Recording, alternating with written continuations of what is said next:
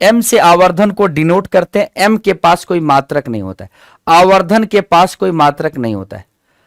चलिए दूसरी बात बताइए, आवर्धन कैसा है, पॉजिटिव होता है कि निगेटिव? दोनों होता है। तो आवर्धन के पास कोई मात्रक नहीं होता है और आवर्धन कैसा होता है, पॉजिटिव भी होता है निगेटिव भी। अब दूसरी बात, केवल आवर्धन से सारे बातों की कल्पना करेंगे। अगर आवर्धन पॉजिटिव है, अगर आवर्धन पॉजिटिव है तो हम जानते हैं कि वह आभासी प्रतिबिंब बनाएगा। आवर्धन पॉजिटिव है तो कैसा प्रतिबिंब बनाएगा, आभासी प्रतिबिंब। जो मेरे भाई इंग्लिश मीडियम के हैं वो जाने कि रियल इमेज की वर्चुअल इमेज, तो वर्चुअल इमेज बनाएगा। अब पॉजिटिव इमेज बनाएगा, आवर्धन जो है धनात्मक, अगर m बराबर पॉजिटिव है तो आभासी प्रतिबिंब बनाएगा। और आभासी प्रतिबिंब दो तरह के बन सकते हैं, एक बनेगा छोटा, एक आकार में बनेगा छोटा और एक आकार में बनेगा बड़ा। तो एक आकार में छोटा बनेगा और एक आकार में कैसा बनेगा, बड़ा बनेगा।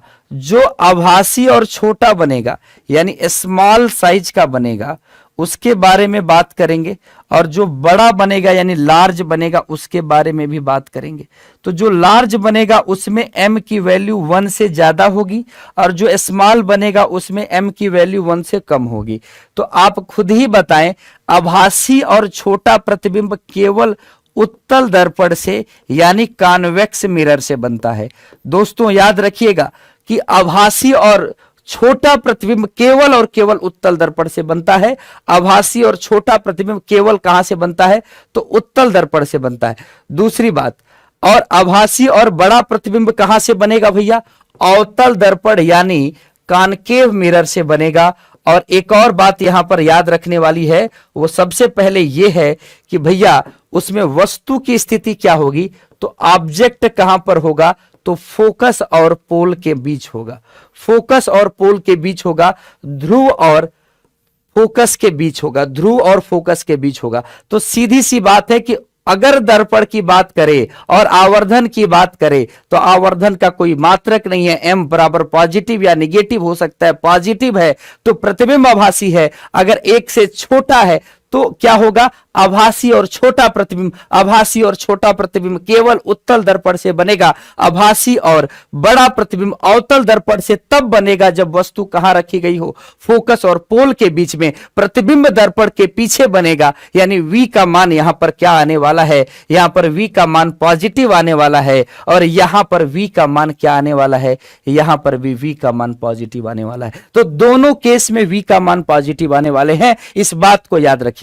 लेकिन अगर m का मान अगर निगेटिव है तो इसका मतलब क्या है कि प्रतिबिंब कैसा है, वास्तविक है। इमेज कैसा है दोस्तों, वास्तविक है।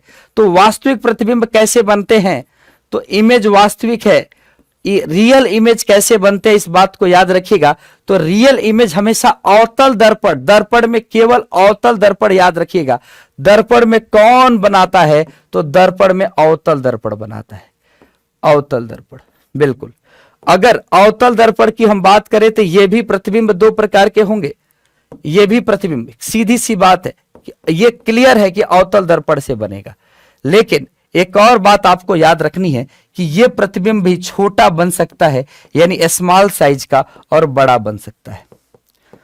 अगर छोटा बना, स्मॉल साइज का बना, स्मॉल साइज का बना, इसका मतलब है कि m का मान 1 से छोटा होगा और निगेटिव होगा, 1 से छोटा होगा और निगेटिव होगा।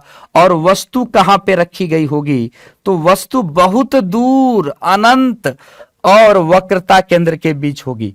और इमेज इसमें आप जानते हैं कि इमेज इसमें कहां बनता है, तो सेंटर ऑफ कर्वेचर और फोकस के बीच में, यानी यहां पर v का मान निगेटिव आता है, यहां पर v का मान क्या आता है, निगेटिव आता है। और यहां पर जहां बड़ा इमेज यानी लार्ज इमेज बन रहा है, वास्तविक बन रहा है, उल्टा बन रहा है। आप जानते हैं कि वास्तविक इमेज हमेशा उल्टा बनता है। तो यहां पर m का मान क्या होगा, 1 से बड़ा होगा। ऑब्जेक्ट कहां रखा गया होगा, तो ऑब्जेक्ट यहां पर वक्रता केंद्र और अनंत के बीच रखा, वक्रता केंद्र और फोकस के बीच रखा गया होगा। इमेज कहां बनेगा, तो वक्रता केंद्र और अनंत के बीच बनेगा, और यहां पर v का मान भी यहां पर भी निगेटिव होगा। अब सबसे बड़ी बात एक और याद रखनी है आपको कि ये वास्तविक प्रतिबिंब जो है हमेशा उल्टा बनता है, इन्वर्टेड बनता है। अगर कहीं पर उल्टा प्रतिबिंब लिखा है मतलब वास्तविक होगा, अगर कहीं पर लिखा है कि सीधा प्रतिबिंब है, इसका मतलब कैसा है, आभासी होगा। तो दर्पण के द्वारा जो बनाए जाने वाले प्रतिबिंब है उसकी सारी कहानी आपके पीछे दिखाई दे रही है। क्या दिखाई दे रही है कि आवर्धन यानी m जो है या तो पॉजिटिव हो सकता है या तो निगेटिव हो सकता है। अगर पॉजिटिव है तो आभासी प्रतिबिंब है, अगर निगेटिव है तो वास्तविक प्रतिबिंब है। दर्पण की बात है, ये किसकी बात है, दर्पण की बात है, मिरर की बात है। तो मिरर में आपने देखा कि अगर इमेज एक से छोटा बना है तो उत्तल है, एक से बड़ा है आभासी है, तो अवतल में फोकस और ध्रुव के बीच में वस्तु रखा गया होगा, इमेज दर्पण के पीछे होगा। अगर अवतल दर्पण में है तो m बराबर निगेटिव होगा, छोटा है तो यहां होगा, यानी वस्तु अनंत और वक्रता केंद्र के बीच होगी। इमेज जो होगा वक्रता केंद्र फोकस के बीच छोटा होगा, एक से छोटा होगा, v का मान निगेटिव होगा। एक और केस आता है, अगर इमेज बराबर बने तो c पर इमेज कैसा होता है, सेम। c पर इमेज कैसा होता है, सेम होता है, बराबर होता है, लेकिन वास्तविक होता है, याद रखिएगा, बिल्कुल वास्तविक होता है, याद रखिएगा, बिल्कुल क्लियर। अगर हम बात करते हैं लेंस की, तो बिल्कुल लेंस की भी सेम कहानी है। लेंस की भी क्या कहानी है दोस्त, बिल्कुल लेंस की भी सेम कहानी है। और ये सारे आवर्धन को मैं धीरे से लिखता हूं तो याद रखिएगा यहां पर लेंस की क्या कहानी आएगी। चलिए, तो अगर हम लेंस के आवर्धन के बारे में बात करें दोस्त, लेंस के आवर्धन के बारे में बात करें, किसके आवर्धन के बारे में, लेंस के आवर्धन के बारे में, तो सुनिएगा, ये लेंस का आवर्धन है, लेंस का मैग्निफिकेशन है। कैसे निकालेंगे, तो लेंस का भी मैग्निफिकेशन जो होता है इसको भी m से डिनोट करते हैं, और ये भी हमेशा क्या होगा, ये भी हमेशा इसका भी मात्रक नहीं होगा, ये भी आभासी और रियल दोनों हो सकता है। और यहां पर भी m अगर माइनस में है, निगेटिव है तो रियल होगा, m अगर पॉजिटिव है तो वर्चुअल होगा। ये बात क्लियर हो गई होगी मेरे दोस्त, मेरे शेरों। अगर m पॉजिटिव है तो कैसा होगा, वर्चुअल होगा, यानी आभासी होगा। अगर आभासी प्रतिबिंब है यानी वर्चुअल है, तो वर्चुअल प्रतिबिंब आभासी प्रतिबिंब है तो कैसे बन सकता है, या तो छोटा बनेगा या तो बड़ा बनेगा। छोटा बनेगा तो m इज लेस देन 1, और बड़ा बनेगा तो क्या बनेगा भैया, m इज ग्रेटर देन 1।